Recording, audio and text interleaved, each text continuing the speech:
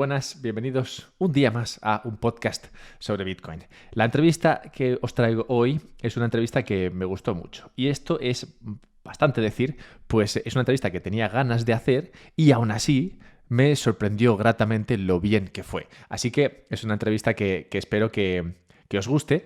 No obstante, dos cosas que tengo que deciros. La primera cosa es que, bueno, el entrevistado es Juan Pina, eso tenía que haberlo igual dicho antes. Y la segunda es que el audio de Juan no es ideal. Esto, antes de que os saltéis al cuello de Juan, no es tanto culpa de Juan, bueno, relativamente, es también culpa mía. Ya sabéis que este podcast lo dirijo, lo produzco, lo guionizo, lo presento todo yo y cuando Juan se unió a la llamada, a pesar de que él tiene un buen micrófono, yo no caí en la cuenta de que el problema era que ese micrófono no estaba conectado a la llamada. Entonces yo asumí que estaba conectado y que simplemente era un mal micrófono y realmente lo que muy probablemente ocurrió, no tengo pruebas de ello, pero lo que creo que ocurrió fue que ese micrófono no estaba conectado al audio de la llamada, así que esto perjudica el audio y lo perjudica bastante, he de deciros. Así que sí que os pediría, porque la entrevista es muy buena, el contenido que comenta Juan es muy bueno, os pediría que le deseis 5 minutos.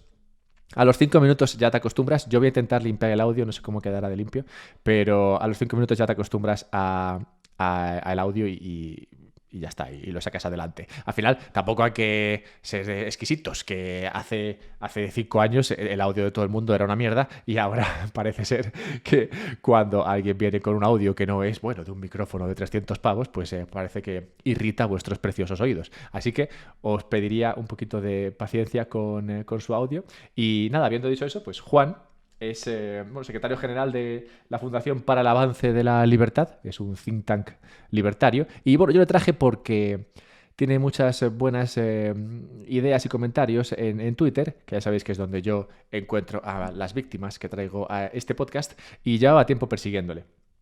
Además, no solamente esto que comparte ahí, sino que también escribe cosas más largas que tweets, escribe libros, entre ellos uno que se llama Adiós al Estado-Nación, que tratamos en esta entrevista y que, como veréis, resulta parecido en cierto sentido a otro libro que tratamos hace escasos meses con uno de los típicos bitcoiners que conocéis todos. No os voy a deciros más porque no merece la pena.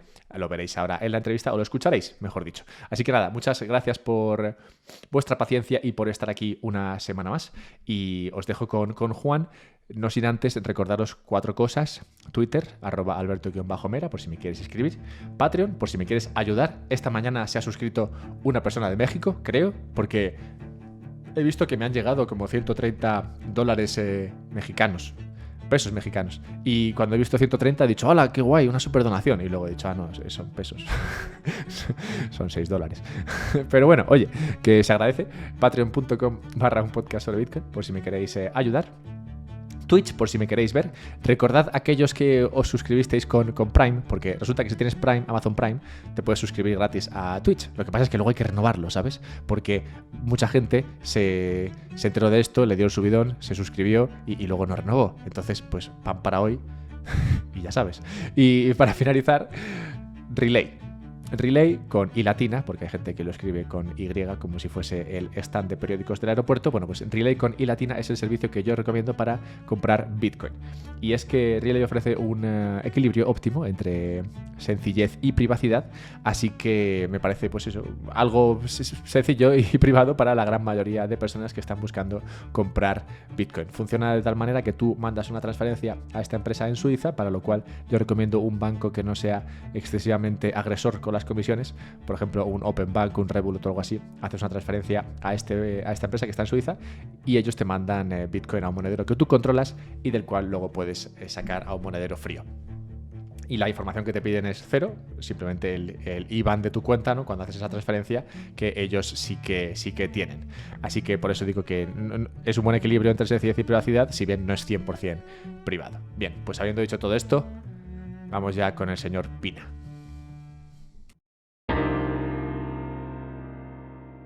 Hola Juan, bienvenido a un podcast sobre Bitcoin. ¿Qué tal? Encantado. Gracias. Nada, encantado por mi parte porque, bueno, llevo tiempo leyendo y siguiéndote, a pesar de que no te conozco desde hace demasiado, pues creo que la primera persona con la que hablé de ti fue Eduardo Blasco en unas jornadas sobre libertarios que se hicieron hace unos escasos meses. Y es que mi llegada al libertarianismo fue desde Bitcoin. O sea, hay muchas personas que eran libertarias y encontraron Bitcoin, o hay gente que hizo mi camino, que empezó por Bitcoin y llegó al libertarianismo. Así que, bueno, este va a ser uno de los temas que quiero tratar contigo, pero si te parece, antes de llegar ahí, hay uno que sí que has tratado mucho últimamente y es el de fascismo y comunismo, que son dos ideas que mucha gente separa y me parece que es buena forma para empezar la conversación el que puedas explicar un poco en tu opinión, ¿de dónde viene esa confusión de las personas que creen que el fascismo es diferente del comunismo y de qué manera? Y cuál es, digamos, bueno, tu visión sobre estos dos movimientos. Ujú. Bueno, yo creo que la confusión viene principalmente de que la izquierda, después de la Segunda Guerra Mundial, fue suficientemente hábil a nivel de relaciones públicas, de comunicación, como para conseguir que las sociedades occidentales asimilaran a todo el movimiento fascista y nacionalsocialista vencido en la guerra como algo diametralmente opuesto a ella, a la propia izquierda. Y en realidad esto no es así. Eso fue una gran operación de relaciones públicas que le salió bien a la izquierda, pero no es verdad. De hecho, la génesis y un poco la genealogía de los movimientos fascista italiano, el falangismo en España, el legionarismo en Rumanía y tantos otros coetáneos, y por supuesto el nacionalsocialismo alemán, es una génesis izquierdista, provienen del mismo tronco común del socialismo. El socialismo es muy amplio y hay socialismo marxista o de una extracción basada en las ideas de Marx, por lo tanto marxiano, y hay otros que no lo son. Por ejemplo, ha habido otros que no han tenido mucho recorrido posterior, como el socialismo fabiano del siglo XIX, y que no tienen nada que ver con el fascismo ni con el nacionalsocialismo, pero que ilustran cómo el socialismo es un movimiento muy amplio y dentro de esa amplitud, pues en los años 10, 20, sobre todo ya 20 del siglo XX, surgen movimientos como el fascismo, que prende por toda Europa, y luego esa derivación todavía más compleja, que es el nazismo, el nacionalsocialismo alemán. Y a mí me gusta llamarlo nacionalsocialismo precisamente para que se vea que es una parte del socialismo, que es un tipo de socialismo, porque esa es la pura verdad. Y la propia expresión nazismo, que los nazis nunca utilizaron, es una construcción de la izquierda como para tratar de alejarse de esos primos incómodos que fueron los nacionalsocialistas, pues para el resto del socialismo y para el resto de la izquierda. Pero la génesis es la misma. Es muy interesante. Yo hace unas semanas estuve en una conferencia de Juan Ramón Rayo en la UFM, en la Universidad Francisco Marroquín, y él, bueno, se ve que ha estado investigando últimamente sobre la idea de libertad o el concepto de libertad en Marx, que es algo bastante interesante, sobre todo para entender la distorsión absoluta que los marxistas tienen sobre la idea de libertad, una idea de libertad completamente colectivizada. Y Rayo, en esa conferencia, que me resultó interesantísima, como casi todo lo que hace, de alguna manera es muy interesante porque él ha visto, bueno, en ese concepto de libertad en el marxismo, lo que Marx llamaba el reino de la libertad, es que entronca perfectamente con lo que fueron esos movimientos que se decían no marxistas e incluso antimarxistas y que combatían con furor al comunismo, pero que en realidad proceden del mismo tronco, vienen de los mismos antepasados. Marx hizo mucho daño porque no solamente produjo el estalinismo, sino que es que en gran medida influyó en lo que luego fue también la génesis de esos movimientos teóricamente contrarios, pero que en realidad son derivaciones del mismo tronco común, como es el fascismo y el comunismo. Sí, me encanta porque cuando estas conversaciones salen, yo más o menos digo lo mismo, digo, bueno, más o menos, yo digo simplemente la conclusión que acabas de decir, pero claro, no soy capaz de explicarlo, digamos, con el detalle con el que tú lo has expresado, así que no, muchas gracias. Y por eso me gustaba esta idea, por empezar por aquí, porque toca varias cosas, toca, bueno, la evolución histórica de estos movimientos, toca la importancia del relato, como tú has dicho, ¿no? Como al final la manera de venderlo esto fue muy importante. Y bueno, no sé en qué medida nos va a ayudar al siguiente tema que quiero sacar, pero sí que probablemente nos ayudará en otros temas que vienen después. Y es que el siguiente tema que me gustaría sacar es otro que, de nuevo, estás tratando mucho últimamente, y es el del conflicto en Ucrania. Y es que, bueno, es un conflicto complicado y que parece ser que no va a tener una resolución rápida. Entonces, me gustaría, si te parece, que pudieras explicar, en tu opinión, de dónde viene este conflicto y un poco el papel de la OTAN en todo esto, y si te parece, luego enganchamos con lo que está pasando o podría pasar con Finlandia. Bueno, a ver, yo creo que sí que guarda mucha relación con lo que acabamos de comentar, porque la verdad es que en el Kremlin se ha instalado los últimos 20, 25 años un régimen político que además se ha ido perfilando, ha ido evolucionando, no ha estado estático. Inicialmente no era tan terrible como ha llegado a ser con el paso de los años, y es un régimen que bueno, muchos lo acusan o lo etiquetan de Nazbol. Nazbol significa nacional bolchevique. Hubo incluso un partido nacional bolchevique que fundó Alexander Dugin, el filósofo de cabecera de Vladimir Putin, y que fue incluso prohibido porque, bueno, pues estaban con acciones violentas y digamos que era un movimiento que incluso ponía en riesgo el propio régimen. Pero que, sin embargo, con el paso de los años, esa idea Nazbol, esa idea nacional bolchevique, por lo menos en sus formas más moderadas, es lo que ha llegado a imbuir al conjunto del régimen actual del Kremlin, del régimen de Vladimir Putin. Es un régimen que se caracteriza sobre todo, o sea, yo creo que la metaideología que está por encima de cualquier ideología superficial del régimen, la ideología profunda, la metaideología del régimen del Kremlin es un nacionalismo extremo. Y en ese nacionalismo extremo es capaz de combinar todo aquello que le sirva de las épocas anteriores de Rusia. Le da igual combinar elementos de la Unión Soviética con elementos de la monarquía zarista. Y uno puede decir, bueno, la monarquía zarista era de extrema derecha y la Unión Soviética era de extrema izquierda. Bueno, es que volvemos a lo que comentábamos anteriormente. Al final hay una gran similitud de puntos de vista en todas las ideologías totalitarias. El nacionalismo llevado a los extremos, sobre todo de Rusia, pues es prácticamente una ideología totalitaria. Y ese régimen del Kremlin, este régimen de Putin, ha ido pasando por diferentes etapas. Cuando él llega a finales del 99 ya al poder como presidente, antes era primer ministro con Yeltsin, lo que hace es, bueno, aupar a todos sus antiguos compañeros de la seguridad del Estado, de la KGB, a posiciones que, bueno, muchos de ellos incluso todavía continúan como lo que se llamaba oligarcas, ¿no?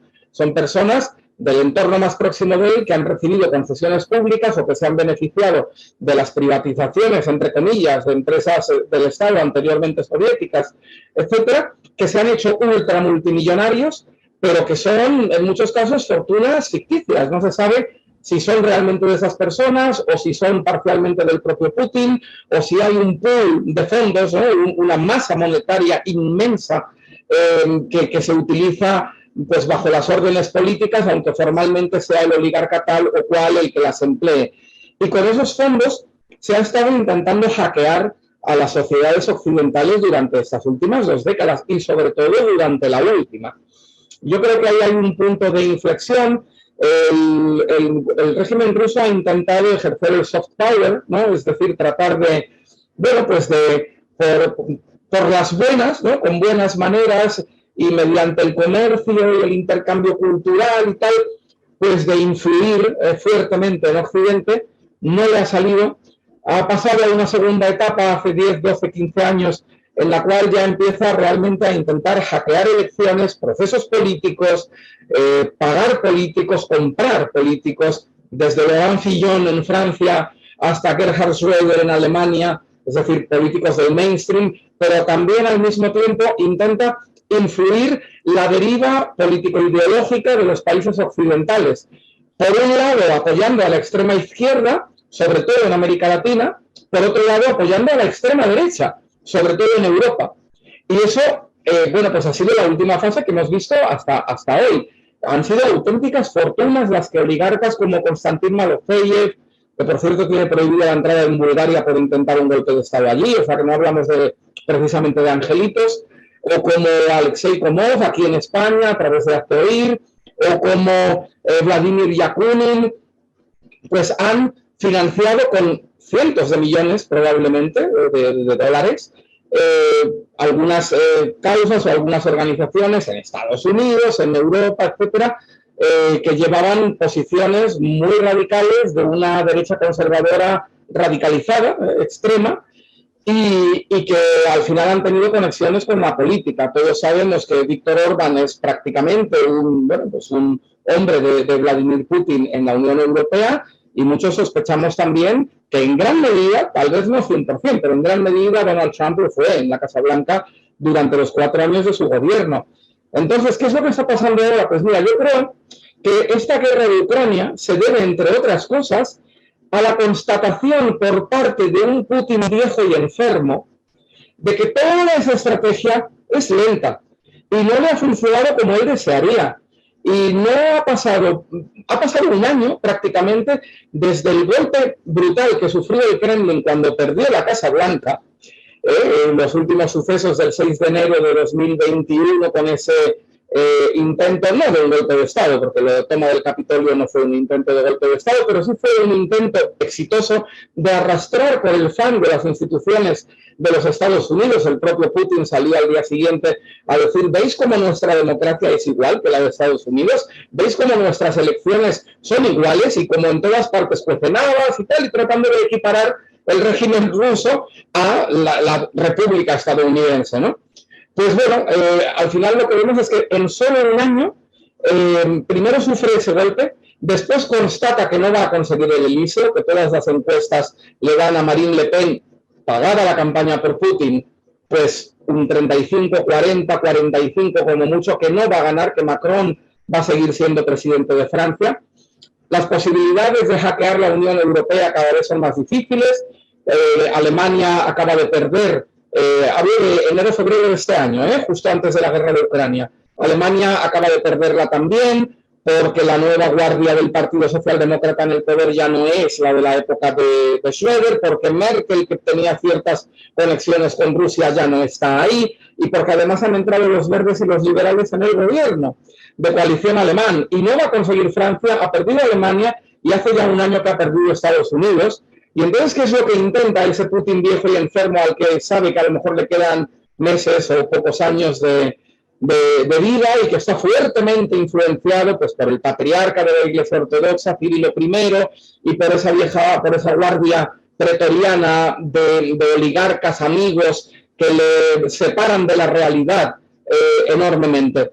Pues intenta pasar a un plan B o C, que es el decir, bueno, lo hemos intentado por las buenas en los primeros años del gobierno ruso, 99, 2000, 2005. Lo hemos intentado después con una fuerte inyección económica a todos los movimientos de desestabilización de la democracia liberal, de extrema derecha, de extrema izquierda, apostando simultáneamente por los dos lados de conflictos como el de Cataluña, el de Escocia, el del Brexit y no sé cuántos más en todo el mundo occidental, simplemente para desestabilizar, apoyando al mismo tiempo a los dos bandos, ¿no? Pero eso ha funcionado pero poco, y sí, ahora tiene una constelación de partidos de extrema derecha en Europa y está consiguiendo que país tras país América Latina caiga en el movimiento bolivariano, etcétera. El otro día Colombia, lamentablemente, es probable que Lula, gran rusófilo, llegue al poder de vuelta en Brasil, pero al final no está consiguiendo los objetivos de dominación, de volver a ser una potencia mundial, etcétera. ¿Y qué hace? Pues pasa al plan B o plan C, que es la guerra. Es decir, es la guerra, es primero una tensión fortísima durante 2-3 meses con Occidente, colocando a más de 100.000 tropas en la frontera, después apoyando la independencia súbita de Luhansk y Donetsk que es ficticia porque es para luego integrarse en Rusia, tipo Crimea, y finalmente, tal como Occidente llevaba diciendo cada día que iba a pasar y tal como Lavrov negaba cada día, porque mienten, como bellacos, pues finalmente invade Ucrania. Y en esas estamos. Es decir, yo creo que la guerra de Ucrania, que es terrible, pero entre otras cosas es también la metástasis del putinismo.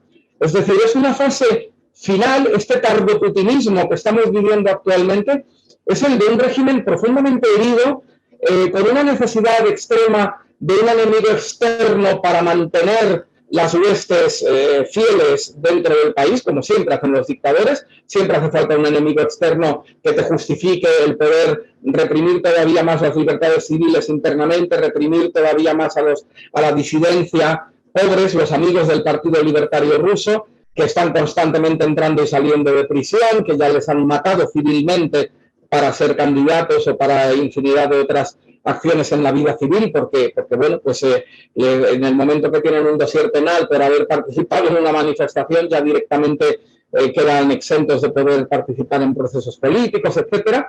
Y es tremendo, es decir, lo que estamos viendo es la metástasis del régimen de Putin. Y yo creo que desde Occidente lo que debemos hacer es tratar de acelerar ese proceso de fin del régimen y de sustitución por alguien normal con quien se pueda hablar en Rusia.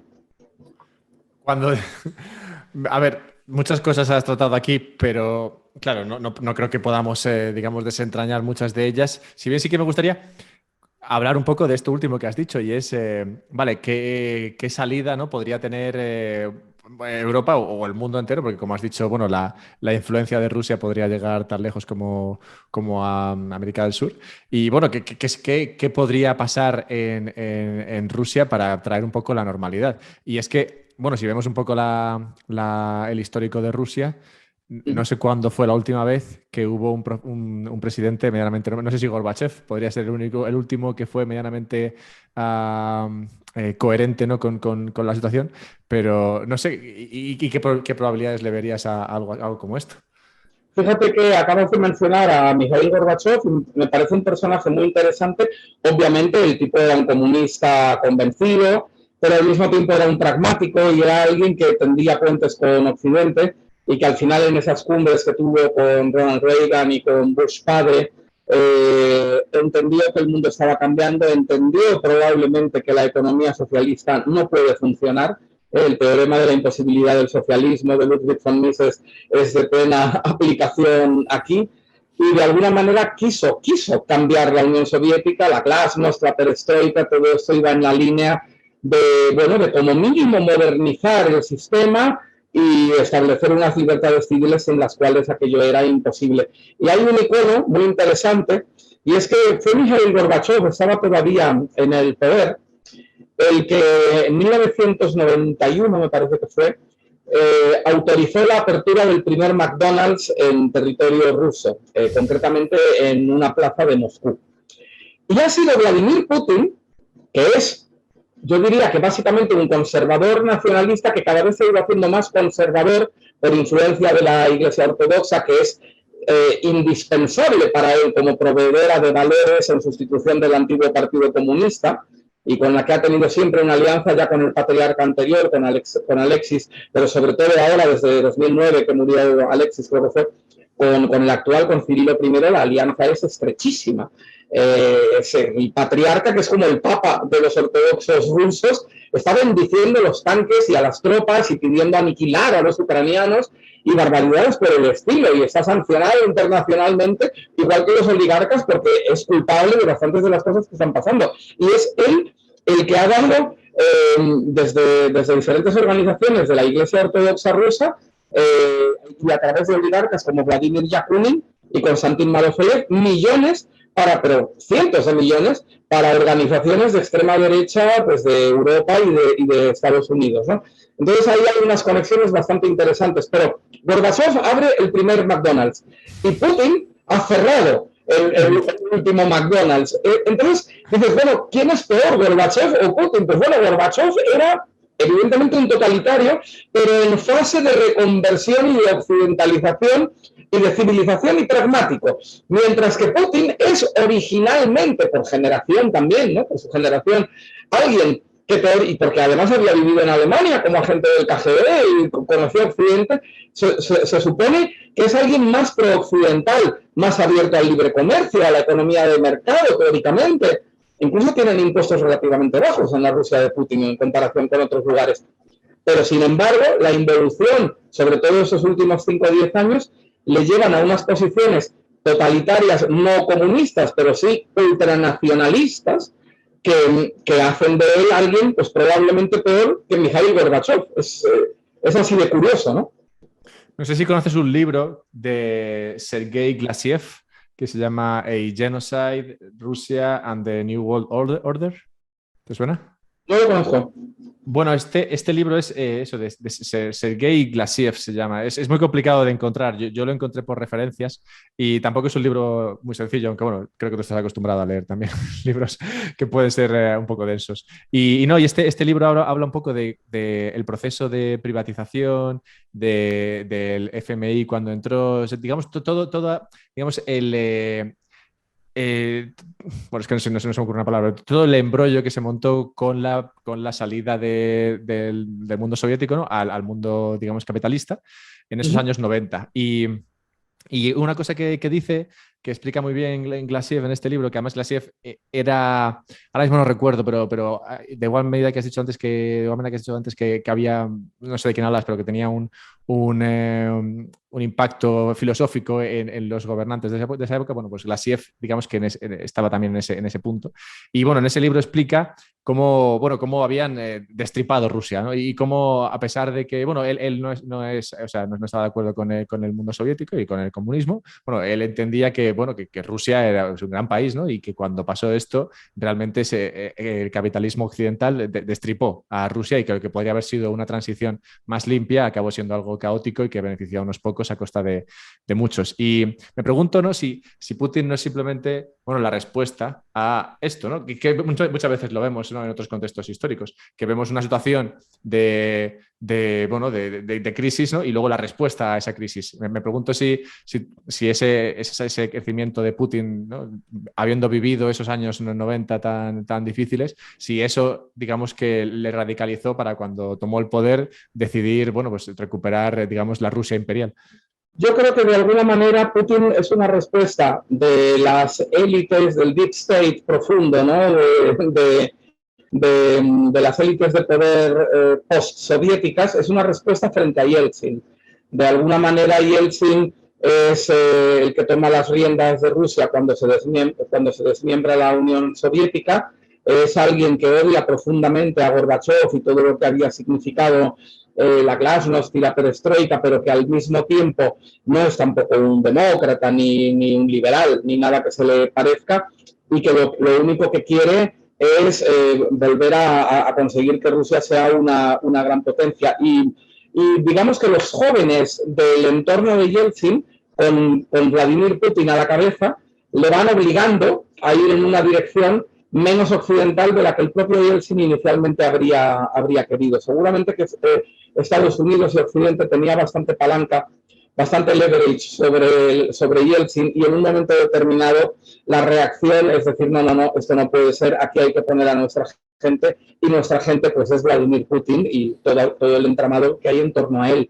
Y lo consiguen. Y primero le nombra primer ministro y después finalmente pues en la Nochevieja del 99, creo recordar, pues termina convirtiéndose por una división extraña de Yeltsin en la cual le nombra, pues se dimite pero nombra al sucesor, es como una transmisión cuasi monárquica, le nombra presidente a Putin, y luego sí se hacen elecciones a los pocos meses y claro, las gana, porque además pone a todo el aparato del Estado de una manera absolutamente contraria a cualquier procedimiento electoral normal de un país normal, a fondo, y sí, saca, yo que sé, un 50 o un 60% de esos porcentajes, sí, que solamente se dan en ese tipo de países, ¿no? Además, bueno, yo también leí otra teoría a este respecto y, bueno, la verdad es que no la investigué, la leí y ya está, igual es totalmente falsa, pero creo que en ese año, ¿no? Ese año, desde que se le declara sucesor, ¿no? Hasta las elecciones, creo que también fue cuando inició un conflicto contra Chechenia. Sí. digamos, de nuevo, bueno, la teoría que yo leí era que realmente nadie conocía a Putin y entonces en las elecciones no pintaba demasiado bien y entonces dijo, vale, ¿qué puedo hacer, no, para crearme un nombre? Y dijo, vale, pues mira, los chechenos, vamos a entrar ahí a machete y así me hago un poco un nombre. Hecho unos levantiscos un poco rebeldes y entonces él aprovecha, carga, hay posiblemente algún que otro atentado terrorista, probablemente de falsa bandera, orquestado o organizado quizá por el KGB, y si no, en cualquier caso lo aprovecha muy bien él, y durante toda esa larga precampaña, en esos meses en los que está como medio de interino puesto por Yeltsin, hasta que finalmente convalida el poder en las elecciones, lo que hace es todo Chechenia, todo va de Chechenia, de visitar a las víctimas, de bueno, pues hacer aprovechar el tema checheno. Y en Chechenia, posteriormente, Rusia comete un genocidio absolutamente brutal, coloca a su gente, que son tiranos iguales que los tiranos del otro lado, es decir, Chechenia al final pues es un país donde no hay cultura democrática, y bueno, pues los que todavía continúan gobernando, como el amigo Ramzan Kadyrov, pues son grupos absolutamente mafiosos y totalmente brutales, que son los carniceros a los que se está enviando a Ucrania a cometer las mayores atrocidades que ni los propios oficiales rusos se atreven a cometer, entonces mandan a los chechenos por delante. Bueno, ahí hay una situación compleja entonces en Rusia. ¿Tú crees que esto... Bueno, quiero cerrar este tema y pasar a otros, pero ¿tú crees que este tema tiene una resolución corta en el tiempo y qué impacto puede tener si se acaba de una manera o de otra? Yo creo que es impredecible. Eso se podría cronificar, enquistarse y durar años. Podría también en un momento determinado agotarse el suministro de armamento y de fondos y de todo a Ucrania por parte de Occidente y terminar tomando el país entero Rusia. Podrían pasar bastantes cosas. Podría también, no es descartable en absoluto, haber un cambio brusco en Rusia en un momento determinado o no tan brusco o un posible relevo preparado por las camarillas que están alrededor de Putin esperando a cuando muera, porque puede morir en unos meses, posiblemente. Hoy ha publicado la inteligencia ucraniana, claro, evidentemente son datos de parte, ¿no? Con el sesgo que le podemos imaginar, pero han publicado informaciones que además coinciden con las que también los británicos habían sacado en meses anteriores y demás, sobre el estado de salud bastante terminal, al parecer, de Putin. Esta semana va a hacer la última gira probablemente a países títeres, ¿no? A regímenes tan liberales y tan democráticos como el de Tayikistán y el de Turkmenistán, que son sobre todo el de Turkmenistán, son de los peores del planeta, y para allá que va. Ese es el tipo de países a los que tiene apresados económicamente Rusia, y que cuando hay un intento de un cambio político, como ha pasado en Bielorrusia o recientemente en Kazajstán, pues inmediatamente se envían desde Moscú las tropas para someter a cualquier facción disidente. Es terrible, ¿no? Y de hecho, el origen del conflicto de Ucrania viene de esto, porque ahí sí funcionó la revolución de terciopelo, la revolución naranja, ¿no? de Ucrania, que dio al traste con el virrey que tenía colocado allí Vladimir Putin, y a partir de ahí empezaron todos los problemas, porque inmediatamente Rusia pues no se contentó con el cambio de orientación geopolítica de Ucrania y vino pues la toma de parte del Donbass y después de la península de Crimea, ¿no? Entonces, ¿qué va a ocurrir? Es difícil de saber, yo creo que es muy difícil de predecir, pero lo que sí tengo muy claro es una cosa: Occidente se lo está jugando todo. El mundo libre, lo que conocemos como el mundo libre, que creo que es de raíz occidental en gran medida, aunque ya es un término que de alguna manera lo tenemos que ampliar. Cuando hablamos hoy en día de Occidente no estamos pensando en Roma y Grecia, estamos pensando más bien en la Ilustración, en el mundo liberal del siglo XIX y XX, en el mundo que gana la Segunda Guerra Mundial, y que después se empieza a extender como una mancha de aceite, el mundo que es básicamente capitalista en economía, liberal en política y racionalista en filosofía. Ese mundo que ya alcanza gran parte de América Latina, países como Japón, Corea, Taiwán, por supuesto Australia, Nueva Zelanda, todo ese mundo occidental está en guerra. Estamos en una guerra que nos ha declarado Vladimir Putin y que no tenemos más remedio que ganarla. Entonces yo no sé si es cuestión de meses o de años, pero lo que está claro es que si perdemos en Ucrania, detrás van a venir más cosas. Detrás viene seguro Moldavia o Georgia. Eso si no viene algún país OTAN como los bálticos o la propia Polonia. La crisis de Kaliningrado se puede recrudecer y complicar muchísimo, y eso afecta de lleno a Lituania, país no solo OTAN, sino patrullado su espacio aéreo por aviones españoles, concretamente. Y yo creo que tenemos que echar el resto. Occidente tiene que ser consciente de que está en guerra y que es una guerra existencial. Lo que nos estamos jugando es la misma existencia del modelo de sociedades que mal que bien, porque evidentemente yo como libertario, ANCAP en algunos puntos, más liberal clásico en otros, pero como libertario, pues no considero que el modelo de sociedad que tenemos incluso en el mundo libre sea ni mucho menos lo que nosotros querríamos. Habría que ir mucho más allá. Pero hombre, la trinchera, el baluarte, el bastión que tenemos que defender en estos momentos es la democracia liberal, porque es que si ni siquiera tenemos eso, vamos a un retroceso histórico, a un retroceso como mínimo a 1945.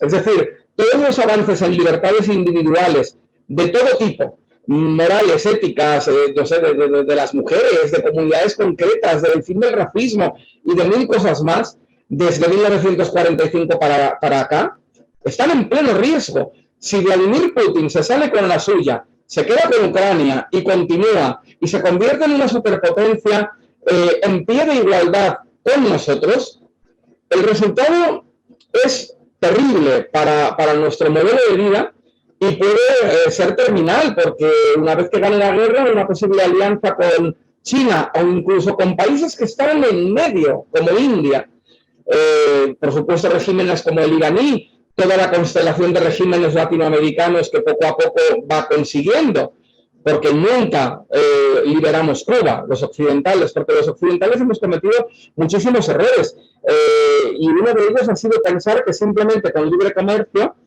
países como China o como Rusia iban a civilizarse, iban a verse obligados a abrir las libertades políticas también y los derechos humanos y civiles. Eso no ha ocurrido. Eso es un error. Las rondas de Doha, la Organización Mundial del Comercio, todo lo que hemos hecho durante estos últimos 20, 30 años ha sido un error. No nos hemos dado cuenta de que nosotros ganamos la Guerra Fría, pero parece como que hemos perdido la posguerra fría. Y yo creo que ahora Putin nos ha situado de vuelta en el escenario de Guerra Fría y tenemos que convalidar nuestra victoria de 1989 y de la década de los 90, dar un puñetazo en la mesa y decir no, poner pie en pared y pararle realmente los pies al régimen del Kremlin, porque nos da en ello la supervivencia de nuestro modelo económico y político. Yo es un tema que me ha interesado mucho, sobre todo cuando comenzó en febrero o marzo, hice muchos podcasts sobre esto y bueno, claro, sigue siendo un tema candente y las implicaciones económicas, a mí, bueno, por el tema económico digamos que me interesan mucho, pero sí, bueno, estas implicaciones políticas o geopolíticas que acabas de comentar son, bueno, serían más graves de llegar a producirse. Yo, bueno, no quiero pecar de, no sé, lo que hacían los ingleses bueno, y el resto del mundo occidental, ¿no? Cuando el régimen nacionalsocialista alemán empezaba con sus pequeñas invasiones que parecían que iban a ser, bueno, una y ya está. O sea, no quiero pecar de, bueno, digamos, de incauto ahí y pensar que, bueno, realmente Ucrania será lo único. Yo es por ahora lo que pienso, ¿no? Que no les veo metiéndose en otro fregado. Pero, bueno, como digo, otros han pecado de esto en el pasado, así que, no, y es posible que tengas razón y si Ucrania cae, pues luego digan, oye, mira, pues ya que ha caído Ucrania podemos seguir un poquito, ¿no? A ver dónde nos frenan, ¿no? Porque otra cosa que también he estado leyendo mucho últimamente es, bueno, sobre la Guerra Fría y en general casi toda de la Guerra Fría, pero desde el punto de vista de los americanos, ¿no? De los políticos americanos. Y una cosa en la que coincidían muchos de estos, ¿no? Los consejeros que han estado, digamos, en la política americana desde el 40 hasta el 80, era que a Rusia, si le demuestras fuerza, entonces ya se calman. Pero que si simplemente o sea, con palabras bonitas y con amenazas, claro, siguen avanzando. pero por supuesto, es decir, el régimen ruso siempre hace lo mismo, amaga y espera ver la reacción. Si la reacción no es suficientemente fuerte, entonces da el golpe pequeño y espera la reacción, y da otro golpe más grande y espera la reacción. Y lo hemos visto en Georgia, lo hemos visto en la propia Ucrania. Es decir, bueno, primero, a ver, ha caído el régimen que yo soportaba, muy bien, ocupo el Donbass, las zonas de habla rusa que ven los medios de comunicación absolutamente manipulados rusos, pues ahí puedo tener mayor predicamento, empiezo por ahí. Les ofrezco no solo la ciudadanía rusa, sino incluso subvenciones, o subvenciona totalmente a la población para ganársela. Y empieza, bueno, como a tratar de conseguir unas escisiones ahí. Y luego, Crimea, que sí que es verdad que Crimea es de población puramente rusa, bueno, salvo los tártaros que Stalin mandó a Siberia ya en los años 50, 40, pero especialmente, digamos que Crimea sí que se puede entender que sería un territorio más genuinamente ruso, y entonces lo que hace es un referéndum completamente ilegal, porque yo soy partidario del derecho de secesión de cualquier territorio, pero no de la manera que lo hizo Rusia. No se puede hacer un referéndum de autodeterminación bajo ocupación militar y con una campaña electoral de 48 horas prácticamente. O sea, es que aquello fue una auténtica barbaridad. Probablemente el resultado de una consulta correcta en Crimea es posible que hubiera sido el mismo, pero de la manera que se hizo es absolutamente ilegal y no tiene ni pies ni cabeza, ¿no? Entonces, esa es la política habitual del Kremlin.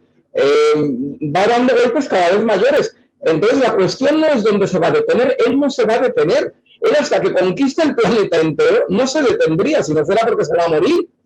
No se detendría. La cuestión es dónde le vamos a detener nosotros, porque de lo contrario, estamos perdidos. Olvidémonos de Occidente, olvidémonos de la Revolución Americana y de la Francesa, olvidémonos de la Declaración de los Derechos del Hombre y del Ciudadano de 1789, olvidémonos de las democracias parlamentarias, olvidémonos de la Revolución Gloriosa Liberal de 1848, olvidémonos de que hemos ganado 2 guerras mundiales y una guerra fría, porque es que está todo eso en juego ahora mismo. Y si Rusia gana, todo eso se pierde y perdemos nosotros. Y se acabó el modelo de libertades personales, de libertad económica. Ya sé que es muy poca la libertad personal en comparación con la que deberíamos tener. Y la económica, no digamos, y la monetaria, que te voy a decir a ti. Pero la verdad es que por lo menos tenemos eso. Defendamos esa trinchera de momento para después continuar avanzando hacia la ANCAPIA algún día, pero de momento defendamos por lo menos esa trinchera. Y la amenaza que tenemos ahora mismo de Putin es absolutamente existencial justo en ello, ¿no? Bueno, pasemos huyamos metafóricamente de Putin y pasemos a esto que estabas comentando. La ANCAPIA. Pasemos a cómo fue tu caída en el libertarianismo. O sea, de primeras, ¿qué fue lo que te trajo? Porque tú estás muy metido. Yo, a ver, empecé siempre liberal. Yo con 13, 14, 15 años, pues ya me consideraba liberal. De hecho, escogí el partido político que por entonces más representaba las ideas liberales, aunque era muy socialdemócrata en economía, pero bueno, en los demás temas sí era más liberal, que era el CDS. El CDS en los años mediados de los 80. Cuando cumplí 18 años, lo primero que hice fue afiliarme al CDS. En el año 86, y efectivamente el tiempo me dio la razón, porque unos pocos años después el partido entró en la Internacional Liberal. Yo mismo participé como uno de los 2 representantes de las juventudes en aquel congreso de la Internacional Liberal en Pisa en el año 88, en el cual el entró en la Internacional Liberal. Al año que viene Adolfo Suárez fue presidente de la Internacional Liberal por un par de años. Y estuve en todo eso, ¿no? Estuve bastante metido en todo ese proceso, en la fundación de las juventudes de aquel partido, y por lo que pasa es que aquel partido desapareció a los pocos años, ya en el 90-91 estaba muy de capa caída, y yo además marché al extranjero años después, y finalmente, durante los años que estuve trabajando en México como director de la revista ideológica y política de la Fundación Friedrich Naumann, la fundación vinculada al Partido Liberal Alemán, para toda América Latina, para todo el mundo hispanohablante. Estuve unos 5 años como director de esa publicación, Y en aquellos años, digamos que, claro, fueron años muy intensos de trabajar mucho con el mundo de las ideas, porque era una revista puramente político-ideológica, se llamaba Perfiles Liberales. Y en aquellos años, leyendo mucho, también descubrí por un lado a Ayn Rand y descubrí por el otro lado las ideas de ese liberalismo 2.0 que es para mí el libertarismo. El libertarismo que yo entiendo que surge políticamente a partir del año 1971 con la constitución del primer partido libertario del mundo, que es el de los Estados Unidos de América, y que posteriormente se ha ido extendiendo. Y bueno, pues mi modesta contribución es haber constituido junto con otras personas el de aquí, el PELIB, el Partido Libertario Español, en el año 2009, ya después de haber vivido en varios países. Cuando vuelvo a España me doy cuenta de que nuevamente estábamos igual, no había un partido ni siquiera tipo al CDS, había Ciudadanos que por entonces empezaba, pero que era todavía más socialdemócrata en lo económico. Había una cosa que era el CDL, en la cual estuve unos meses, que se suponía que sí que era un partido pues más liberal, pero tampoco mucho.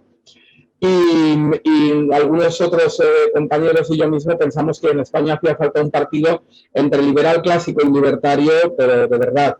Y constituimos el PELIP, que todavía pues continúa existiendo y que lo llevan ahora otras personas. Yo ya desde el año 2016, desde el cuarto congreso, ya no soy presidente, pero bueno, pues continúo ayudando en lo que puedo, aunque soy becado en la Fundación para el Avance de la Libertad, que es pues el vector actual que intento utilizar pues para que nuestras ideas vayan prendiendo en la sociedad española y vayamos consiguiendo cosas en la medida de lo posible, ¿no? Al principio de esta conversación has hablado de cómo la izquierda creó un relato la mar de ventajista, ¿no? sobre el fascismo, ¿no? Para separarlo lo máximo posible del socialismo que representa. Y bueno, enganchando con eso, el libertarianismo, si de algo para mí que carece, es de un relato que le permita ser atractivo para las masas, porque para que el Partido Libertario, y bueno, esto es una idea que leí de Enjope, ¿no? En el libro de Democracy, The God That Failed, cuando explica que, claro, que todas las democracias tienden al socialismo, y claramente desde que lo leí he estado dándole vueltas a esta idea, y es claro, ¿en qué medida podría un partido libertario apelar, ¿no? Al espíritu de las masas? No sé si tienes tú alguna idea aquí. Claro, la cuestión es que hay un amigo mío que dice que organizar a los libertarios para un objetivo común es como hacer un rebaño de gatos. Los gatos no se dejan llevar en rebaño, conducir, porque son individualistas y es muy difícil coordinarlos. Y con los libertarios pasa una cosa parecida muchas veces, ¿no?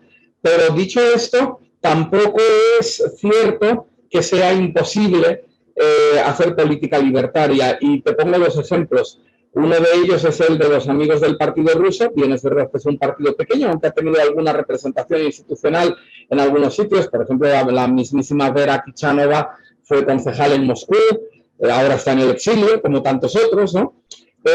Y ahí ves una capacidad de organización, a veces casi desde la clandestinidad, y de convocatoria y de movilización, incluso de manifestaciones y de coordinación con las otras fuerzas de la oposición real al régimen, etcétera, que verdaderamente pues yo creo que es muy alentadora. Y luego, por el otro lado, el partido de Estados Unidos. ¿Cómo que no podemos ser un partido de masas cuando en Estados Unidos han llegado a superar los 5, casi 6 millones de votos? Bien, es verdad que Estados Unidos es un país grande, pero incluso así estamos hablando de un porcentaje medio en todo el país superior al 3% y en algunos estados un 6, un 7, un 8%.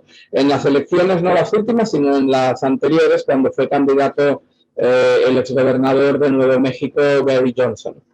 Entonces, al final, ¿qué diferencia hay entre la candidatura de Johnson y la posterior de hace 2 años de Joe Jorgensen o las anteriores? Bueno, pues que en la candidatura de Gary Johnson, excepcionalmente, hubo dinero.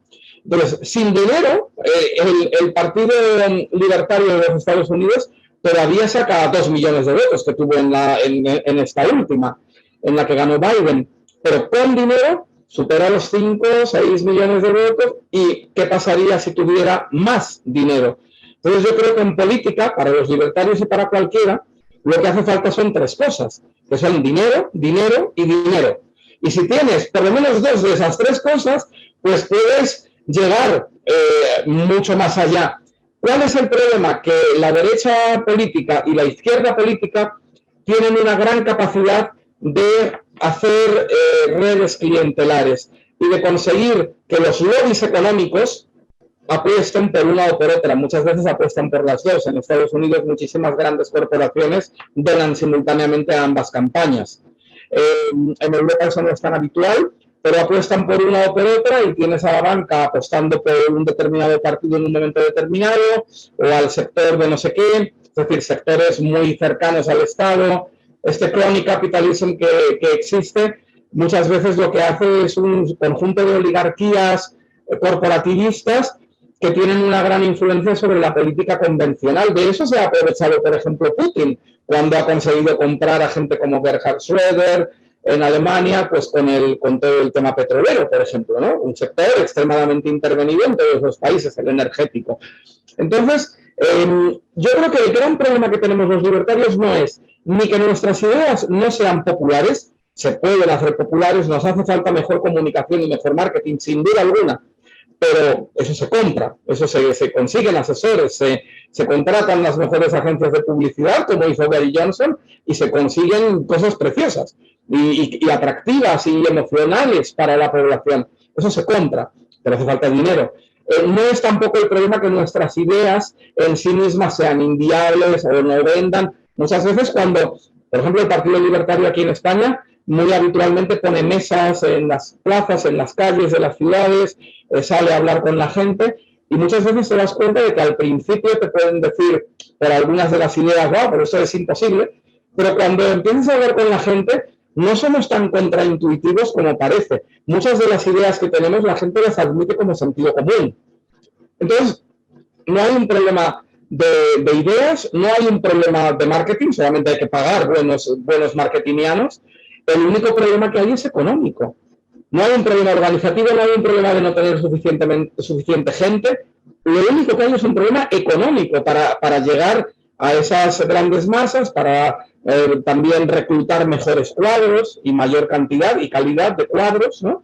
Y luego para llegar a las masas. Es un problema estrictamente económico en todos los países, porque lo que le pasa al partido español le pasa al holandés, le pasa a todos los que hay por Europa, e incluso le pasa al americano, que está a años luz de los de Europa. ¿Crees que Bitcoin puede ayudar al movimiento libertario? Bueno, precisamente... Depende de cuánto suba de precio, ¿no? Precisamente entre los amigos del Partido Libertario se ha hecho una especie de token.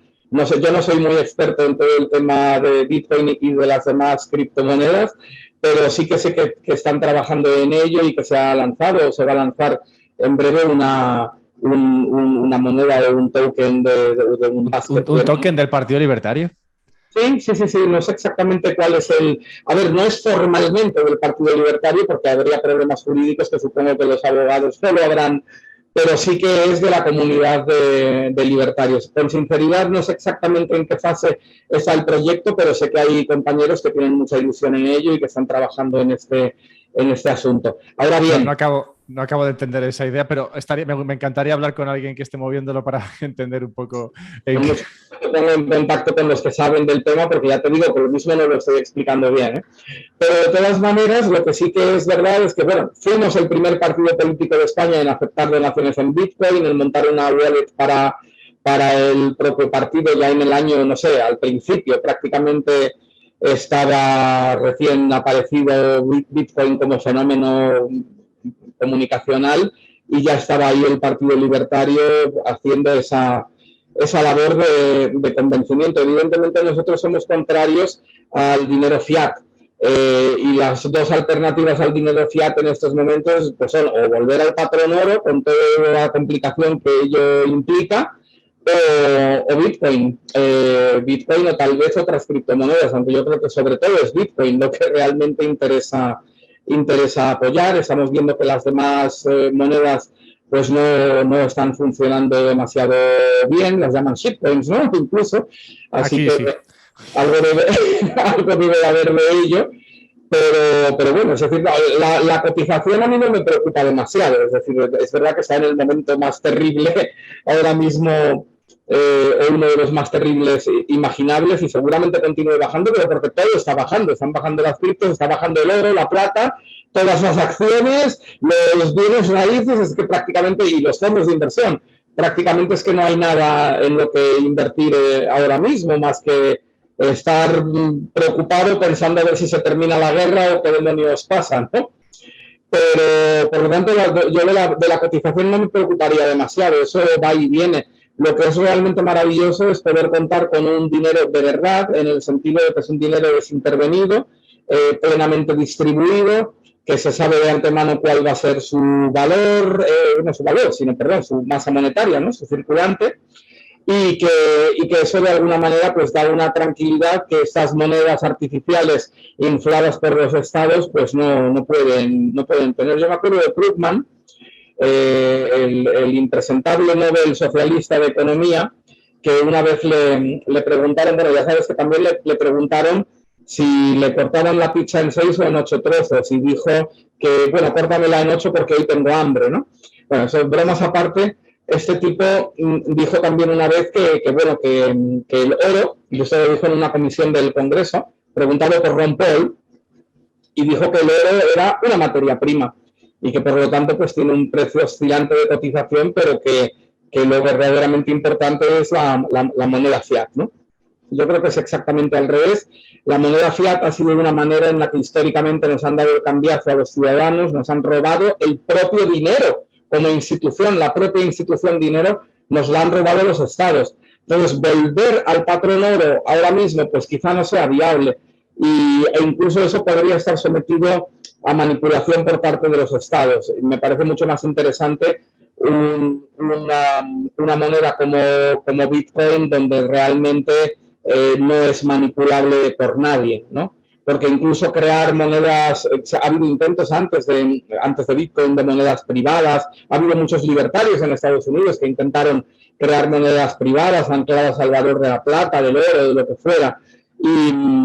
Y siempre, claro, al final hay una entidad central emisora que en un momento determinado pues puede verse tomada por las fuerzas policiales y encarcelados sus dirigentes, o incluso pues puede involucionar y los propios dirigentes pueden empezar a inflar también, ¿no? Con lo cual no es solución, la solución es que sea algo completamente transparente, inexorable, inmodificable a la vista de todo el mundo, y yo creo que esa es la función esencial que cumple Bitcoin, que yo creo que como libertarios pues tenemos que apoyar con toda la fuerza posible. Nada, brevísima pausa para recordaros 3 cositas. Patreon, por si me queréis ayudar. Twitch, por si me queréis ver, también os podéis suscribir. Y un podcast sobre bitcoin.com, que es la página web donde podéis encontrar los diferentes temas que trato por categorías. Que si os interesa verlo así, pues mira, ahí lo tenéis. Y nada, ya está, eso es todo. ¿Has visto qué breve ha sido? Brevísimo. Seguimos con Juan. ¿Conocías Bitcoin cuando escribiste tu libro de Adiós al Estado-Nación? Lo pregunto porque recientemente, bueno, hace como cosa de un año o un poquito menos, Álvaro de María publicó un libro que se llama La filosofía de Bitcoin. No sé si lo has escuchado por ahí. Ha estado bastante de moda. Y en ese libro realmente plantea unas ideas que son muy parecidas a las que tú planteas en Adiós al Estado-Nación. Si bien, claro, él las plantea, ¿no? Desde el nacimiento de Bitcoin, o sea, el nacimiento de Bitcoin le hace, bueno, digamos, visitar estas ideas de un nuevo Estado basado, ¿no? Saliéndonos del sistema actual gracias a Bitcoin, pero las ideas son muy parecidas, solo que tú no hablas de Bitcoin. ¿Conocías Bitcoin en el momento en el que escribiste este libro? El libro lo escribí en la segunda mitad de 2018 y primeros meses de 2019. Por supuesto, ya funcionaba Bitcoin por entonces y ya lo conocía. De hecho, alguna mención, aunque un poco de pasada, hay en el libro, porque claro, el libro es un libro de teoría de la soberanía política, entonces es muy politológico y tiene algunos aspectos de economía, pero no se tocan de lleno el tema de las criptomonedas, ¿no?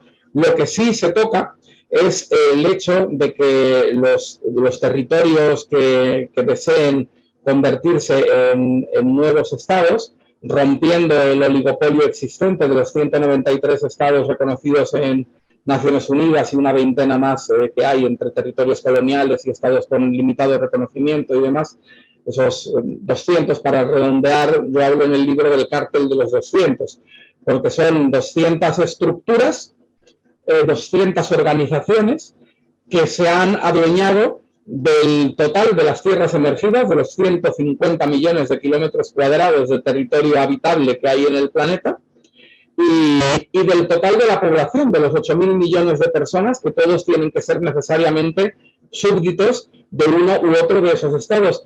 Y nos han birlado por el camino algo que siempre había sido posible en la historia de la humanidad hasta hace pocas décadas, que es el que un grupo humano, por los motivos que fueran, se marchara a tierras nuevas y montara un estado. Eso que hicieron los mormones en Utah o los cuáqueros cuando se fueron de Europa a Estados Unidos, o los húngaros cuando salen de sus tierras originales y montan su estado en la Panonia, en la actual Hungría, o tantas otras poblaciones a lo largo de los siglos, pero ya no es posible, cuando no nos vayamos a la luna, y eso parece inviable, ¿no? Por lo tanto, ahí hay un problema de legitimidad en el sentido de que cualquier comunidad humana que lo deseara debería poder ser capaz de vivir conforme a sus normas y conforme a su incluso identidad. Claro, yo evidentemente soy antinacionalista, no creo en las identidades nacionales y me da mucha rabia que la mayor parte de los procesos de secesión o de readscripción territorial que hay en el mundo tengan su origen en percepciones de nación agraviada que deben solamente resolverse mediante la creación de un Estado nuevo. Pero hay algunos que no son así. Y, por ejemplo, muchos de los proponentes de la independencia de la Padania en el norte de Italia lo han hecho por motivos estrictamente económicos, sin considerar en absoluto que la Padania sea una nación diferenciada del sur de la península itálica. Los independentistas de Australia Occidental, que han llegado a estar a punto de conseguirlo en varias ocasiones y se han celebrado referendos y llevan más de 100 años con este tema, nunca se han considerado étnica ni culturalmente diferentes de los australianos que están a 5.000 kilómetros en la costa oriental del país, ¿no? Pero sí quieren la independencia de Australia Occidental por motivos estrictamente económicos, porque se sienten expoliados fiscalmente, y lo están, y porque simplemente consideran que sería más efectivo tener su politeia, su unidad de gobernanza política para ese 1,5 millones, 2 millones que son en ese territorio que está más lejos de Sydney y de Melbourne que Nueva Zelanda. Pero a Nueva Zelanda los británicos le permitieron ser colonia separada aparte e independizarse aparte, y a los de Australia Occidental no. ¿Por qué? Por un único motivo estúpido, que la separación entre Nueva Zelanda y la costa oriental de Australia era marítima, mientras que la separación entre la costa oriental y la occidental de Australia, siendo mucho más grande la separación, pero era terrestre. Un desierto inhóspito, pero era terrestre, entonces ya no se podía separar. Es increíble, ¿no? Entonces, yo creo que el derecho de las poblaciones de cualquier lugar del mundo a readscribirse territorialmente, incluso cuando ello implica una secesión, es un derecho que debemos empezar a respetar, a organizar a nivel internacional, en derecho internacional, mediante procedimientos correctos, garantistas para todas las partes, para los que quieren y para los que no quieren en cada lugar, con procedimientos de consulta, de indemnización económica de la parte que se va a la que se quedan en algunos casos, procedimientos de todo tipo para que, uno, sea viable, pero dos, no sea una verbena en la que cualquiera venga y de una manera ilegal pues pueda montar un referendo, etcétera, etcétera, ¿no? Y de eso era el libro de Adiós al Estado-Nación, que acaba de salir la segunda edición ahora, y que, bueno, ya te digo, el tema de Bitcoin no lo trata mucho, pero sí otras cuestiones económicas que están vinculadas a toda esta visión de una soberanía líquida, de unas unidades de gobernanza de escala humana. En el libro se menciona, bueno, se comparan los países pequeños respecto a los grandes o los territorios autónomos pequeños respecto a los grandes en todo el mundo y te das cuenta de que a igualdad del resto de condiciones, siempre, invariablemente puede haber algún caso en el que no, siempre son más prósperos, más pacíficos, más integrados en la economía global, más abiertos, más liberales, más todo, los que son más pequeños frente a los que son más grandes, porque claro, cuando son grandes tienen mucha población, mucho territorio y todo ello les permite tener mucho Estado. Y además una moneda fiat que defienden a capa y espada para poder enseñorearse de la economía y de las vidas y haciendas de sus súbditos. Es la misma conclusión a la que llega un libro que estoy leyendo ahora que se llama Adiós, El Estado en el tercer milenio, del príncipe... Sí, porque no me acordaba de su nombre. Lo menciono y lo cito varias veces a Juan Adán II de Liechtenstein, que además lo entrevisté para la revista nuestra de la Fundación para el Avance de la Libertad, la revista Avance.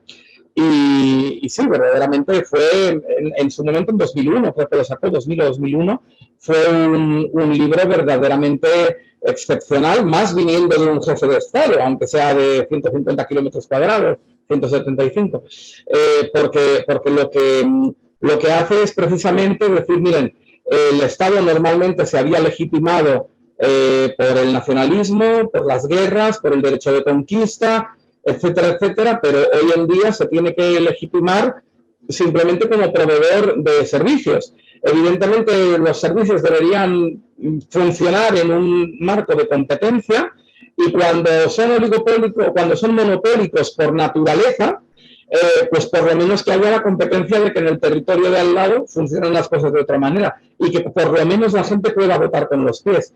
Y eso es excepcional, es decir, pasamos del Estado, incluso en uno de los capítulos de mi libro, mencionando a Juan Adán II de Liechtenstein y a su obra, va en esa línea, es decir, tenemos que ir caminando, entre otras muchas cosas, desde el Estado-nación hacia el Estado-empresa.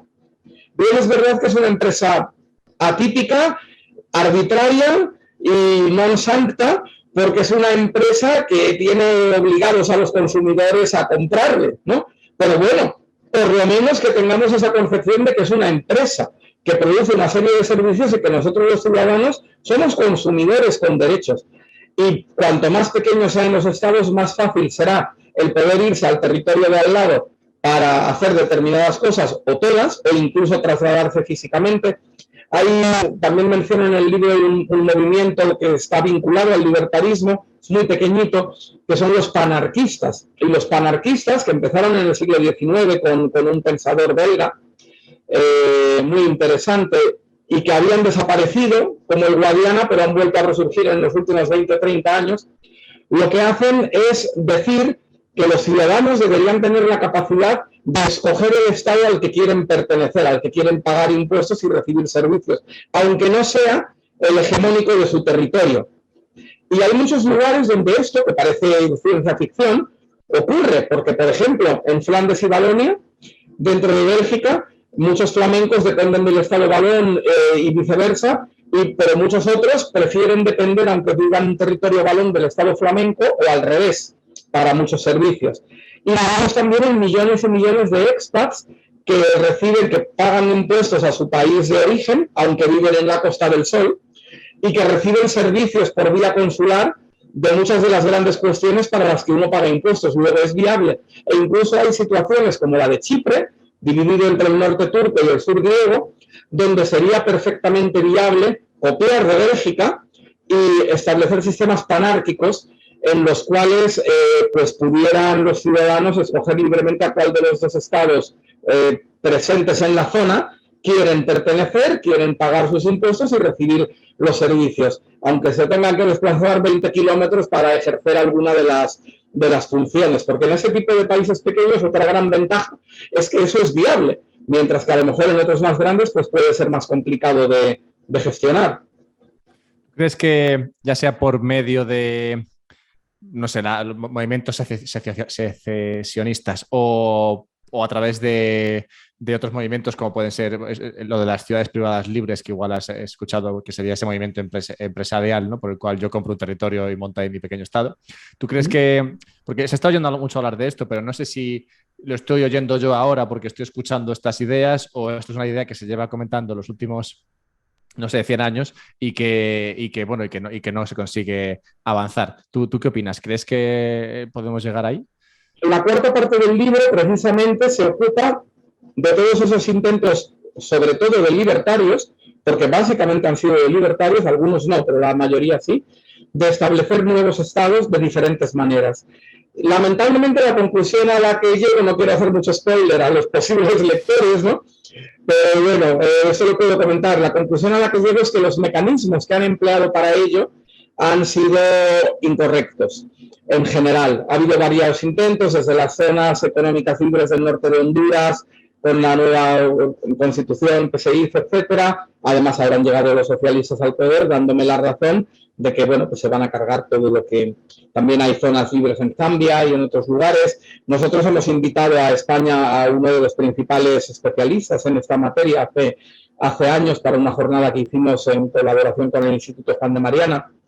Y luego pues tienes al nieto de Milton Friedman, que está tratando de montar en aguas internacionales algo parecido, pero al final lo han trasladado a aguas de la Polinesia Francesa. Imagínate Francia, uno de los países más socialistas. O sea, no, los únicos intentos sensatos, a mi juicio, fueron el de la República de Minerva en los años 70, pero inmediatamente fue destrozado porque Estados Unidos le pidió a los países vecinos, el más cercano era Tonga, y el reino de Tonga inmediatamente mandó 2 patrulleras y acabaron con aquella república independiente, que eran unos islotes que sobresalían con marea baja.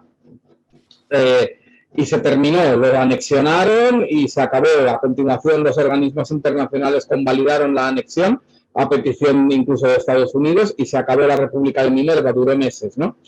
Y la otra es, bueno, el caso de Liberland, que está entre Croacia y Serbia. No sé si conoces el tema.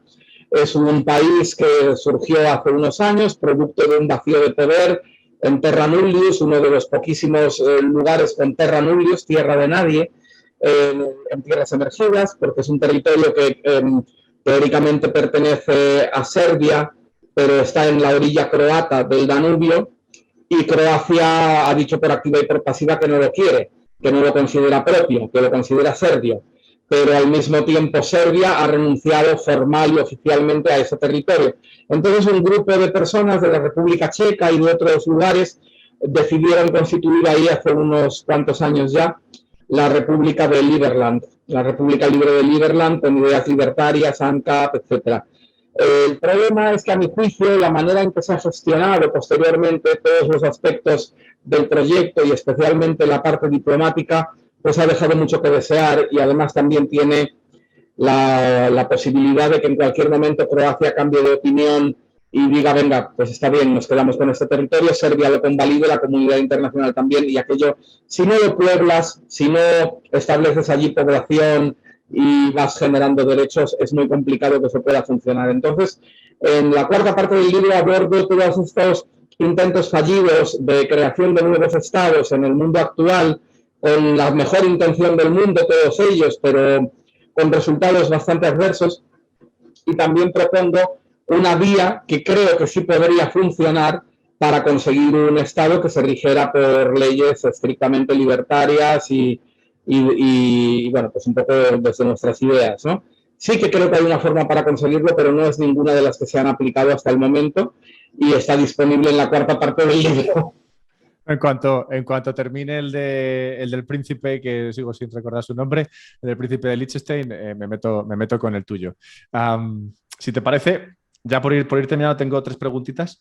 Nada, te quería comentar sobre otra entrevista que hiciste en 2015 y que va un poco a cuento de lo que estabas comentando. En 2015 te entrevistaron, creo que fue en el Juan de Mariana, y hablabas un poco de lo que podría ser de lo que podría ser la siguiente crisis, que podría eventualmente ser la que acabase con el sistema que venimos usando desde el 71, más o menos, ¿no? Un sistema que describes como que va hacia abajo, cosa que, bueno, coincido, y en este podcast hemos tratado con detenimiento. Y sí, en esa entrevista decías, bueno, es posible que sea la siguiente crisis, esto en 2015, la que, ¿no?, derribe ya por fin este sistema, derribe en el sentido de que ya salga tanta agua, ¿no? Que ya tengan que pensar digamos, repensarse el sistema. Pero decías, bueno, que es igual es la siguiente crisis o igual es la siguiente, ¿no? Porque, claro, hemos vivido muchas crisis y siempre parece que, bueno, esta ya va a ser la definitiva, sobre todo, por ejemplo, la gente que viene del oro, siempre dice, bueno, esto está a punto de acabar, pero sigue funcionando. Entonces, no sé, ahora que ya ha pasado esa siguiente crisis o estamos en mitad de ella, porque estamos en 2022, ha pasado lo de la pandemia y su respuesta sobre todo, ha pasado lo de Rusia y demás, bueno, pues podríamos decir que estamos en mitad de lo que ha sido la siguiente crisis. ¿Cómo ves el sistema? ¿Crees que está cerca o va a hacer falta otra? Bueno, entiendo que te refieres sobre todo a la parte monetaria, ¿no? Al sistema monetario, Sí. a la velocidad, etcétera. Sí, tal vez fui muy atrevido en aquella entrevista del 2015, demasiado optimista de que pudiera haber un estallido de la burbuja en los siguientes años y hemos estado viendo que eso no es así. También es verdad que el Estado, puede ser un poco irónico, el Estado tiene mucha suerte porque cada vez que infla hasta extremos imposibles sus monedas, pues viene algo que le salva, viene alguna situación excepcional que le justifica pues para tomar medidas que en otras circunstancias serían descabelladas y poderlas adoptar. Puede ser una pandemia, puede ser una guerra, puede ser cualquier cosa. Entonces, bueno, el Estado tiene mucha suerte en ese sentido, ¿no? A ver, con esto no digo ni que sean mentiras las pandemias, ni que la guerra no esté ahí, porque lamentablemente está ocurriendo, ¿no? Pero que sí que es verdad que de momento los estados están siendo capaces de capear toda esta situación de burbujas monetarias que ellos mismos habían creado y que sin embargo, pues bueno, ahora la teoría austríaca del ciclo es absolutamente real. Es que yo creo que es increíble que los economistas mainstream no lo vean. Porque lo estamos viendo. Ahora entramos nuevamente en una fase de inflación, además de inflación decidida deliberadamente desde la FED y desde los bancos centrales, y no sabemos en qué va a terminar esto, pero claro, tienen a su disposición todas las excepcionalidades imaginables para poder justificar cualquier tipo de locuras, desde compras de deuda, de imprimir a mansalva y de las medidas que hagan falta. Y mientras tanto, la presión fiscal pues sigue creciendo en todo el mundo. Y bueno, más que crecer la presión fiscal, lo que hace es disminuirse la renta disponible que dentro del sistema le queda a las personas. Y si a eso le añades ahora el impuesto de los pobres, pues el resultado puede ser verdaderamente dramático para las clases medias y medias bajas, no para las bajas ni para las altas, pero sí para las medias o los que están entre media y media baja, son los que en todo el mundo occidental son los que verdaderamente van a sufrir más las consecuencias de esto. Con lo cual nos veremos quizá, tal vez, abocados a que dentro de unos años volvamos a tener plazas ocupadas con tiendas de campaña, culpando nuevamente al capitalismo, absurdamente, y sin ser esa la realidad, ¿no?, de aquellas cosas que es el Estado el que genera, ¿no?, de aquellos problemas que es el propio Estado el que genera, porque al final todo este movimiento Occupy, el 15M en España, la Plaza Sintagma en Atenas y todo este tipo de cosas, no fueron más que la constatación por parte de una generación de que la bonanza económica que habían vivido durante su infancia se la habían robado al llegar a jóvenes adultos, y que lo que les contaba la generación anterior sobre cómo se vivía en las décadas previas era mentira o a ellos se lo estaban negando, y que por lo tanto todas las promesas de la socialdemocracia y del sistema monetarista y de estado del bienestar o bienestar del Estado se habían incumplido. Y lógicamente, y se indignan, se convierten en indignados y quieren reclamar lo que les habían prometido. La cuestión es que verdaderamente esto puede volver a ocurrir en cualquier momento, porque yo no preveo que vaya a ir mejorando la renta disponible, la calidad de vida, las posibilidades de la gente de tener una economía holgada. Yo creo que eso va cada vez peor. Y se está tensionando muchísimo, y si ahora encima llegamos a caer en una inflación importante, pues va a ser tremendo. Y quizá lo que se intenta con esa inflación importante es evitar el estallido de algunas burbujas monetarias. Pero quizá por eso también es importante hacer un llamamiento a todo el que nos esté oyendo, y sobre todo a los jóvenes, a dos cosas. A darle al Estado el mínimo dinero posible dentro de lo que sea legal. a nivel, hablo fiscal, seguridad social, etcétera, etcétera. O sea, es hacer lo mínimo que obligue la ley, pero ni un paso más allá. Y dos, ahorrar. El ahorro es privación actual de consumo para poder disfrutarla en el futuro, aprovechando además la magia del interés compuesto. Si eso lo pueden hacer, estarán labrándose un futuro importante. Y una de las maneras de hacerlo, a mi juicio, pues es poner al menos una parte de todo eso en Bitcoin, porque no sabemos lo que va a pasar de aquí a 10 años con el euro, con el dólar, no sabemos cómo va a estar la economía, no sabemos cuál va a ser la inflación en esas monedas, pero lo que sí podemos saber es que aunque baje muchísimo la cotización del Bitcoin, yo creo que precisamente cuanto más baja, mejor momento para comprar. Evidentemente no invertir en Bitcoin el dinero que necesitas para pagar el alquiler el mes que viene, pero sí el excedente que puedas ahorrar, una parte de él, porque siempre conviene distribuir entre diferentes activos, aunque sea poco dinero, para minimizar los riesgos en la medida de lo posible, pero una parte, ponerla sin miedo en Bitcoin, no pensando en cómo va a estar la cotización del Bitcoin dentro de 8 meses, sino pensando en 10 años, en 15, en 20, en olvidarse de que lo tienes, guardarlo en un cajón, pero irlo haciendo. Y cuanto más baje, más comprar, pensando en el futuro, ¿no? Dudo que nadie que escuche este podcast esté en desacuerdo con esa idea. Si bien nada de esto es consejo de inversión, siempre es bueno recordarlo. Y nada, una última pregunta, y es que, bueno, en toda esta entrevista hemos empezado muy fuertes con el tema del totalitarismo de Rusia, Ucrania, luego hemos pasado ya a ámbitos más monetarios y bueno, y hemos hablado también del fin del Estado-Nación a raíz de tu libro, ¿no? Adiós al Estado-Nación. Por eso tenía una última pregunta aquí, y es que si finalmente, ya sea por una crisis como estas que estamos comentando, no, la siguiente, o por por simplemente una evolución normal, finalmente acabamos en regiones más pequeñas, no sé, como decía Hoppe, una Europa de mil Liechtensteins, creo que lo llamaba, o de 1000 Andorras, podríamos llamarlo también. Pues si eso ocurre, claro, ¿qué podría pasar al enfrentar estas mil mini regiones a un ogro, ¿no? Como podría ser en Rusia? ¿Cómo gestionamos eso? Bueno, hay precisamente un capítulo o un subcapítulo del libro que trata sobre las cuestiones de paz y seguridad y defensa en un mundo, como yo digo, de unidades de gobernanza de escala humana. Yo viví en Andorra unos años y aquello era una unidad de gobernanza de escala humana. Nosotros éramos socios de un club de un balneario de allí, bastante conocido, y nos encontrábamos ahí al primer ministro constantemente. O sea, ¿qué quiero decir? Eso es una unidad de gobernanza de escala humana. Así deberían ser todas. Y pobre un ministro andorrano si le pillan con cualquier cosa rara, porque es que todo el mundo le conoce, ¿no? Y lo mismo pasa en todos los microestados. Los microestados son una bendición, son territorios donde verdaderamente opera la democracia real, que tiene unos límites por arriba en cuanto a expansión. Yo no creo que un país mucho más grande de Luxemburgo, bueno, o digamos de Eslovenia, por ejemplo, pueda realmente... Es en los países pequeños donde se ve una conexión.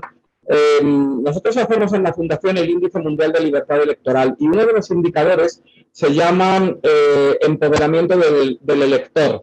Bueno, está un poco traído del inglés el nombre, ¿no? Es un poco un palabra en español, pero bueno, ese electoral empowerment lo que mide es la distancia entre lo que decide la población por procedimientos democráticos y lo que finalmente ocurre después. Oye, cuanto más pequeño es el país, hay una correlación, hay excepciones, pero hay una correlación suficientemente clara, tendencial, de que cuanto más pequeño es un país, mayor electoral empowerment existe. Entonces, algo debe haber de esto. Y los problemas de paz y seguridad en un mundo fraccionado, atomizado en infinidad de unidades de gobernanza política pequeñas, que a mucha gente le puede parecer aberrante, le puede parecer que habría que hacer más fronteras. Bueno, es hacer más fronteras sobre el papel. En la práctica no habría fronteras, porque en la práctica esos países tan relativamente pequeños, de medio millón, 1 millón de habitantes, 100.000, lo que tendrían es que integrarse en la economía y en todo, en la globalización, con lo cual sí que tendrían el grado de autonomía política necesario para poder funcionar, como lo tienen ya, por ejemplo, hoy las Islas Åland, que pertenecen a Finlandia, pero que tienen un grado de autonomía que es el mayor del mundo por debajo de un Estado independiente. ¿Por qué no podemos hacer que nuestras comunidades autónomas o las regiones francesas o Escocia o Córcega o quien sea tengan un estatuto jurídico-político similar al de las Islas Åland? Probablemente estaríamos conjurando eso que tanto miedo le da a algunos de que se produzcan procesos de secesión, etcétera, etcétera. A lo mejor simplemente es conseguir ese tipo de cosas. Y la paz y seguridad mediante alianzas, como toda la vida. Es que ya hay ejemplos históricos. Las pequeñas repúblicas italianas y principados alemanes y las ciudades hanseáticas, acuérdate de todas estas pequeñas unidades políticas que eran estados independientes pequeñitos en torno a una ciudad, normalmente en el norte de Alemania y en todo el Báltico. Las ciudades hanseáticas vivían perfectamente defendiéndose de los enemigos comunes, como las polis griegas, mediante alianzas defensivas. Esto es perfectamente viable en un mundo, pues como dice Hoppe, de 1.000 Andorras o de 10.000 microestados en el mundo. Muchas veces se nos acusa a los libertarios que defendemos este tipo de ideas de ser favorables a lo que llaman ahora la extrema derecha el globalismo. Las élites globalistas que quieren un nuevo orden mundial con un gobierno global que nos va a someter a todos y va a acabar con nuestra identidad. No, precisamente lo que decimos los libertarios es justamente lo contrario.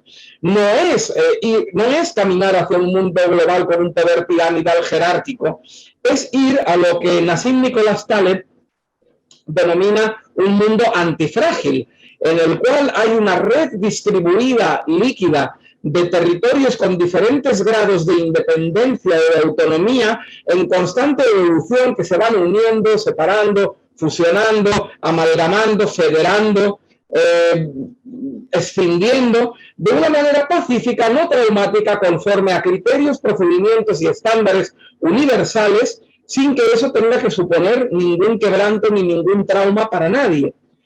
Y yo creo que ese es un mundo mucho más similar al que vemos en el mundo de la empresa. Y eso es a lo que vamos a caminar, porque el Estado-Nación es una construcción de la Paz de Westfalia de mediados del siglo XVII que ya está muy sobrepasado por las circunstancias, por ejemplo, por la revolución digital. Entonces, es una construcción bastante innecesaria, insidiosa, que cada vez, sobre todo la gente joven, la ve menos necesaria y más contraria a su autogobierno personal, y que cada vez va a tener menos cabida en el mundo actual, y que va a terminar llegando a ella esa ola de la red distribuida para todos que vemos en Bitcoin y que vemos en el mundo de la empresa, y que terminará llegando a la política. Que todavía pueda tardar unas pocas décadas, pues es perfectamente posible, pero yo creo que caminamos hacia el fin del Estado-Nación, que será sustituido por otra cosa. ¿Puede ser ese terrible globalismo que dicen algunos? Yo creo que no. Yo creo que la tecnología del momento y la comunicación del momento a lo que nos lleva es a redes distribuidas y a un sistema mucho más horizontal de unidades de gobernanza interdependientes, pero independientes, y además en evolución no traumática, sin que ello implique desastres pues como el 1 de octubre aquí u otros procesos, ¿no? Muy bien, estoy contigo. La verdad es que me encantaría ver eso. Y nada, para cerrar, tienes un cuadro detrás, no tienes varios, pero hay uno que dice libertad en nuestro tiempo. ¿Veremos algo de esto en nuestro tiempo? Ojalá, yo creo que sí, y yo creo que, mira, con independencia de que lo veamos o no, la libertad no es un punto final, sino que es un logaritmo al que tender, ¿no? A tender hacia el infinito. La libertad es ese infinito que nos debe guiar, que debe ser el faro que nos alumbre, y al cual tenemos que poner todos nuestros esfuerzos y nuestra voluntad para ir consiguiendo cosas por el camino. Yo creo que no veremos en nuestro tiempo la libertad plena de esa bandera aurinegra que tiene unas implicaciones totales, absolutamente ANCAPs, pero que el tenerla presente, el tenerla aquí detrás y el trabajar con ese objetivo último en la mirada es algo que nos permite ir consiguiendo por el camino pequeñas victorias que son fundamentales, sobre todo en estos momentos en que la libertad está tan amenazada, tan deteriorada, y que es tan necesario defender incluso trincheras que creíamos absolutamente sólidas y estables, y que lamentablemente pues estamos viendo que no están así, y que tenemos que defender incluso cosas que hace solamente 5 años no estaríamos pensando que teníamos que defender con tanto ahínco. Y todos los libertarios estábamos ya con el chip cambiado, pensando en el futuro, pensando en superar la democracia liberal. Y ahora resulta que el jarro de agua fría que nos está cayendo es, bueno, a ver, defendamos la democracia liberal y después, por supuesto, no nos vamos a quedar ahí, queremos llegar muchísimo más lejos, pero de momento ahora lo urgente es defender la democracia liberal como trinchera. Pues veremos a ver qué pasa. Muchas gracias, Juan, por estar aquí. Me ha encantado esta conversación. Hemos tocado varios temas. Siento que te he dado un rodeo. Bueno, hemos dado un paseo intelectual por muchos sitios, pero muchas gracias por haberme seguido. La verdad es que lo he disfrutado. Muchas gracias a ti y cuando quieras, pues estamos en contacto.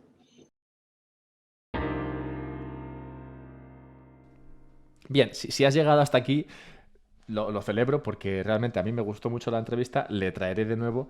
Haremos bien lo del tema del micro. Yo esa parte la verdad es que lo siento. Mira, esta entrevista, o sea, la grabé ayer, ¿no? Y estoy grabando la introducción ahora. Y me duele. Llevo toda la noche y toda la mañana pensando en, joder, ojalá hubiese caído en que posiblemente su audio no estaba bien conectado, tal. Y me duele porque la entrevista me gustó mucho y es posible que muchas personas no la disfruten debido a ese problema con el audio. Así que nada, espero que os haya gustado si lo has escuchado hasta aquí.